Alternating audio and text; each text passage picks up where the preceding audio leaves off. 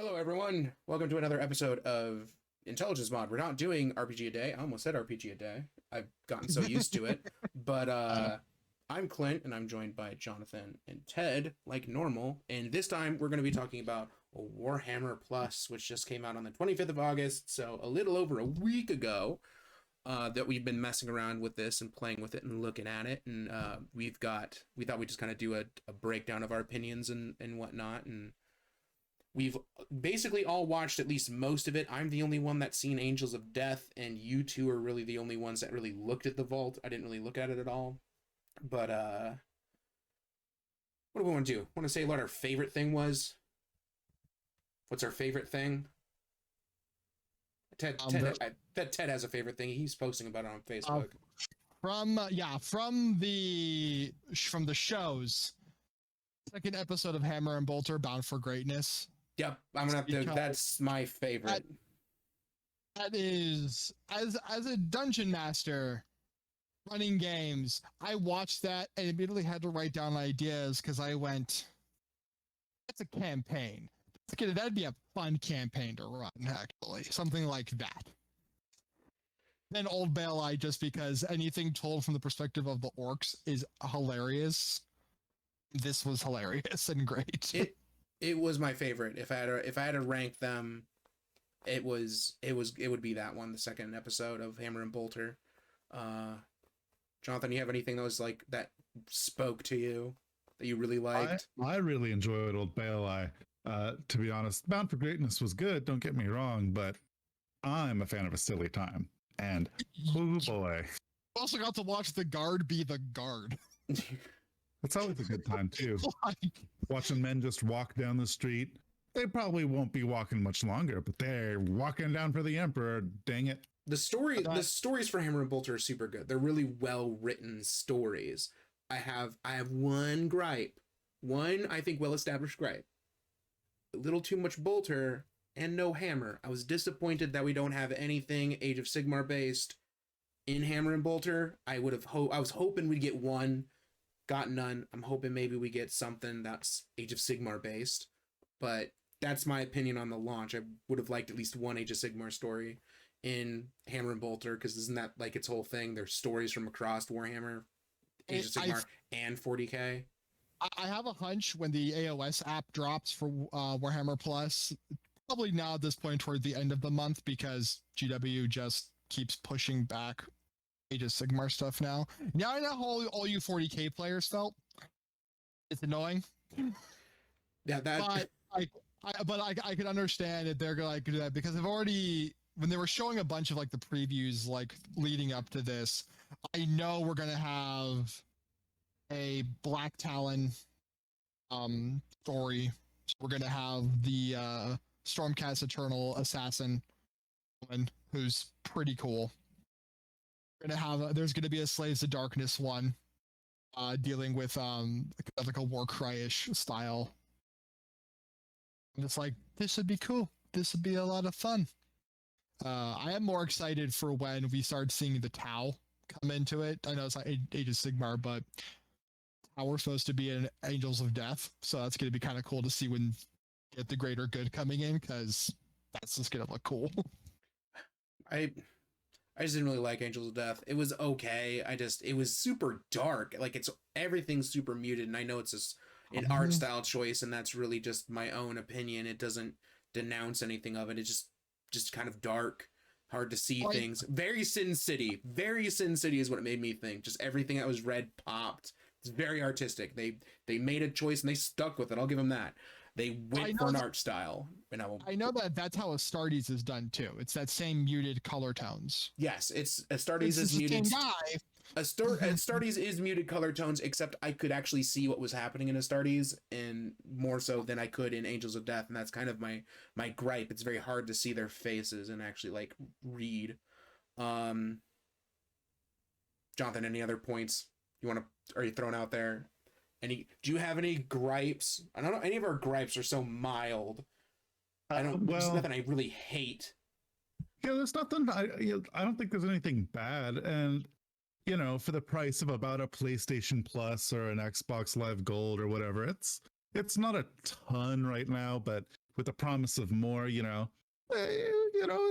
I'm looking forward to seeing what's coming out. And I'm sure we'll talk about it. But one thing that I know we were talking about in the little bit of a pre-video time was navigating to all the Warhammer Plus stuff's a little bit of a pain. You can get there, but well, the example, if you want to show it on screen or not, I don't care. I probably won't. That's too much effort right now on the fly. On Warhammer Community, for those following along at home, if you click Warhammer Plus, it takes you to warhammerplus.com. Perfectly fine. But then you got to click on other stuff or scroll way down or whatever to actually get to the different sections. Why can't it be like the Shop Online tab, where it's a little drop down and just shows them? That's all I want. Just copy what you did already. It works good. I think it's neat. They can flow better. Because honestly, I didn't actually know how to get onto freaking Warhammer Vault at all. I had to like scroll through and trying to think like, where would I even get this link? Where would I go? Because I knew I could like Google like Warhammer Didn't I Plus send TV. you the link on Discord just to make I it think simple? you did, and so I have all the bookmarks up here now, and yeah, that's just my thought is they could just it's just a drop down menu. That's such a such a petty. I'm sure it's not a deal breaker by any freaking means. It's week 1.5, whatever. I'm sure it'll get better. But that's just the feedback I would have. It'd be cool if Warhammer Vault was an app too. Warhammer TV is the app, the Warhammer 40K app. The Vault as an app would be kind of cool, but I don't know if that's all. I know why probably doing it the way they're doing it. It's because,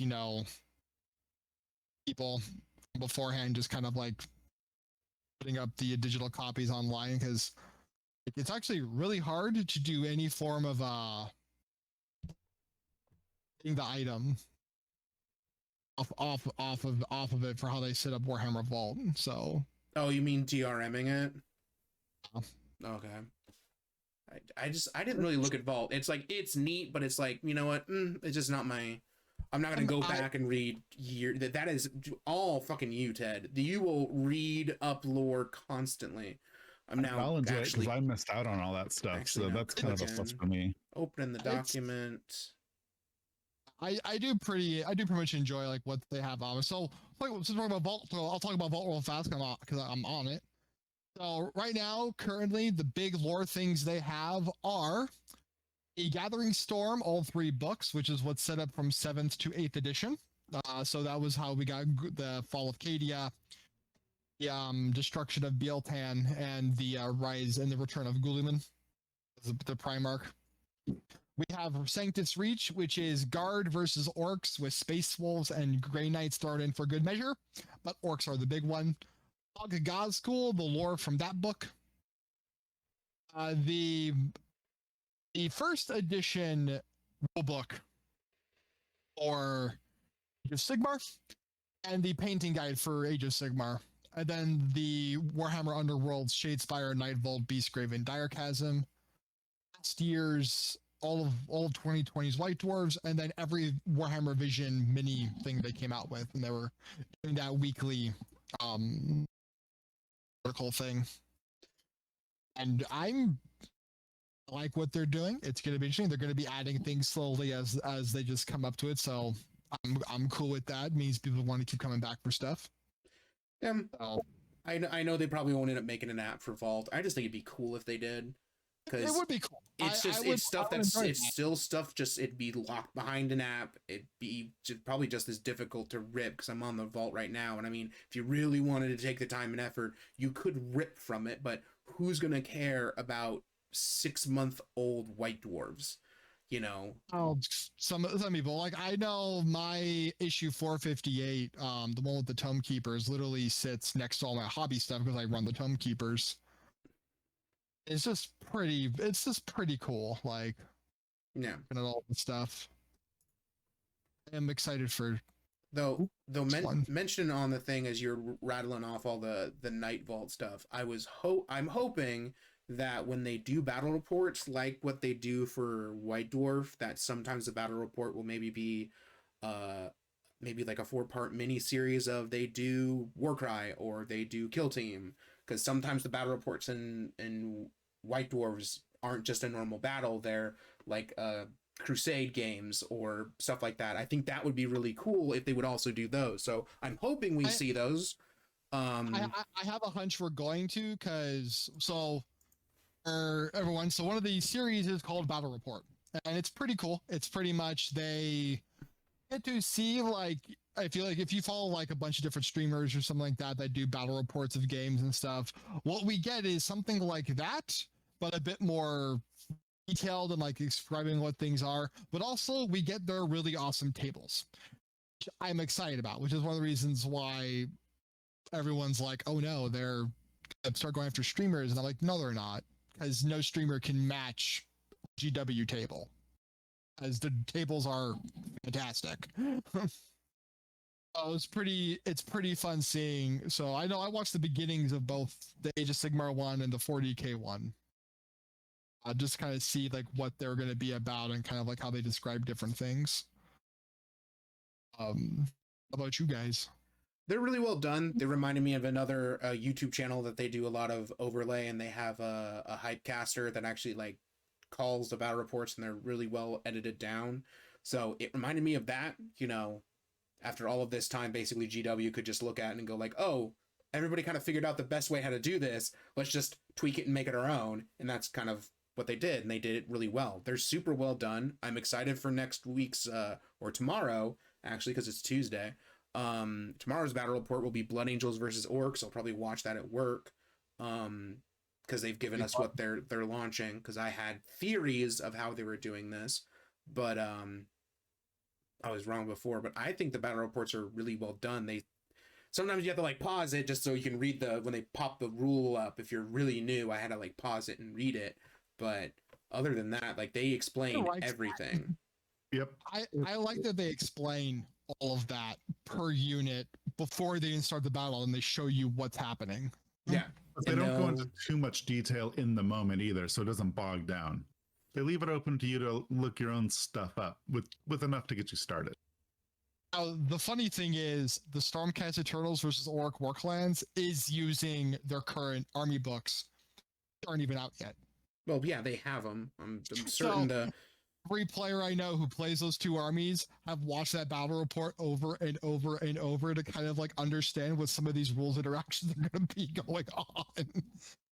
I like how in the 40k one, the Necron Lord they put in there is actually a converted model.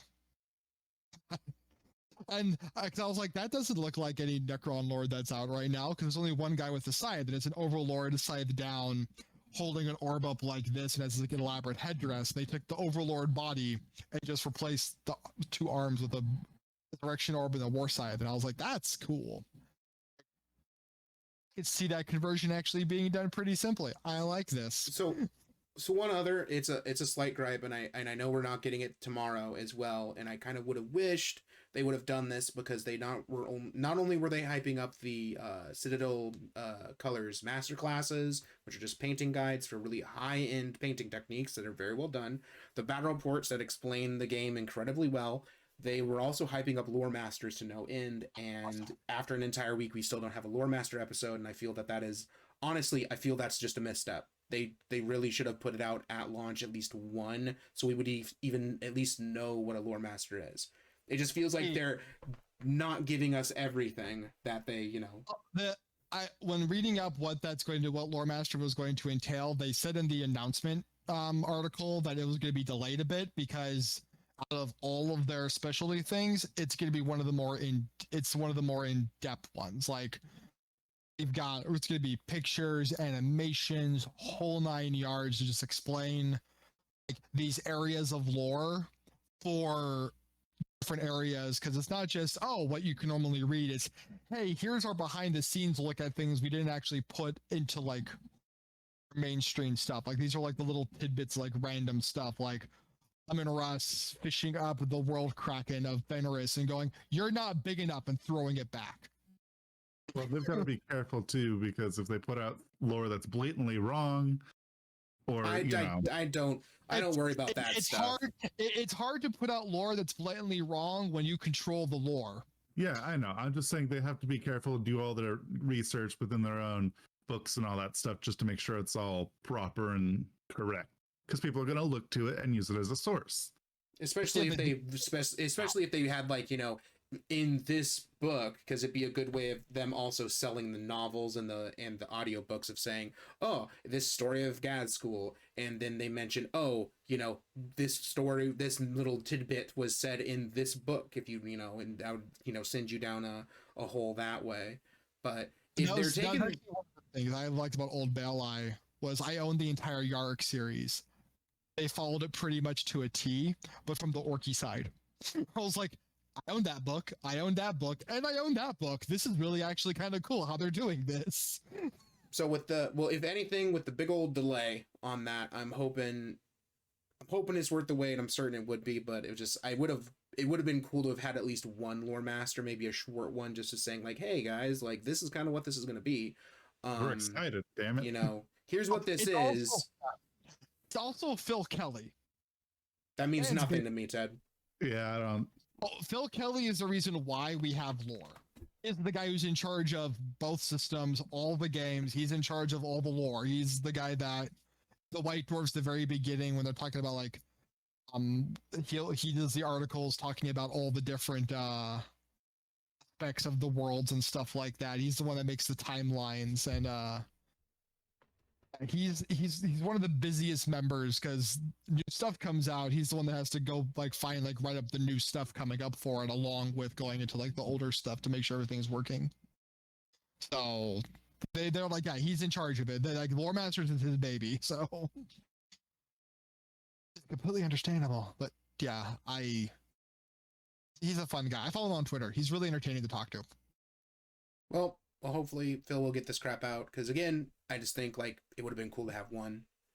The same thing of I would have liked to have a hammer with my two bolters, you know, just to have one Age of Sigmar story. I don't know, that's really kind of like talking over what's all on here. There's a lot of stuff on here for free. The Learn to Plays for 40k, Age of Sigmar, Kill Team, Warcry, Dire Chasm, Blood Bowl, Necromunda, and Aeronautica Imperialis are on here. They just grabbed old videos that they had on their YouTube, I believe, because I think Imperialis is from 2018, but they're all real good videos. I only watched like one or two of them. And then the Citadel Color, just the generic best of Citadel Color. They have entire painting series and modeling series. Those are all for free. And then the cinematic trailers are also for free. You know, you can go off and watch those if you'd like. But it's like they put out there's a lot, like when people were like, oh, there wasn't a lot at launch, and I'm like, but there was. They literally just put everything into one spot. They got all their free stuff, so you can watch their Learn to Plays. You don't have to like go hunting down where to find those on like say the website, which only has the Learn to Plays under each section. If you're not going straight for an army, I'd like go here, everything's here. Yeah, because like example, I own a bunch of Necromunda, and I own a bunch of Warcry, and I've also got Kill Team. Now it's like, hey, we can watch these and like figure it out, and then move on to. Yeah, now that you got Kill Team, Ted, you'll have to Johnathan will have to all get together, and we can all, after you have built it, you know. Yeah. Show me Kill Team, sell it to me, you know. I first have to get the compendium, which is this weekend, so you could actually use your models. And that's the other reason why I'm super irked that the White Dwarf is going to be delayed for September till October, is because the first Kill Team article is how to run a very kick-ass Mechanicus Hunter Clad. Well, we're not going into this, Ted. I'm going to just yank you back onto topic again.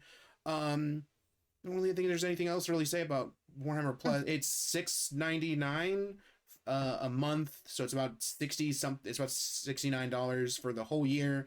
You get a free miniature. They say is worth about $25, which, looking at it, looks like it's worth more than that, especially the sniper. Vindicare is probably going to be one of the $40 ones because it could be one of the box ones, and then the Mega Boss is going to be the $25-$30 one. Yeah. it's about the same size as the other mega boss that's already out. And of So- course, with that, you get the subscription also to the 40K app, and hopefully soon the Age of Sigmar app, so that we can have, you can build armies and stuff for the Age of Sigmar app. Ted and I will be enjoying that. Jonathan thinks fantasy is dumb and he doesn't like it. Whoa. The shots fired. But Put them up. yeah. I got a fork. I don't know if there's really, because there's, I don't know. We'll just have to see. Give it another couple months. We might come back and do another short video on, what we think Unless about it something after crazy that, like comes how out. quickly they put out stuff. Maybe, They said weekly. Things are coming out weekly. yeah, we can give it a month that and was the big see thing. what it's going to be like in about another month. Because tomorrow we get another masterclass, another battle report, and a new Angels of Death animation, and then some stuff going into the vault, which I think is just going to be a regular thing. There's going to be dumping stuff into the vault. I I have a think- big backlog. I think the big thing that like tomorrow's new masterclass is painting black power armor. Yeah, That's big. How do you do this? Because there are like multiple ways you can do it. I'm kind of curious what their way is going to be, because I'm hoping we'll see them doing like yellow, white, like the other two most annoying colors to paint. Is the yellow and white. So it'd be kind of fun to see like what else they do. but I think for now, I think we'll just we'll end that here. And don't forget to like, comment, subscribe, ring the bell, check out our other videos. Jonathan and I are going to be putting out the Warhammer 40K Mechanicus video game. We're going to try and play through it and do our best to fight the Necrons. So far we're doing okay, but Not very efficient. not efficient. at all. but yeah, until then, I am not efficient in that game either, so it's okay. it is a difficult game. We will see you all later.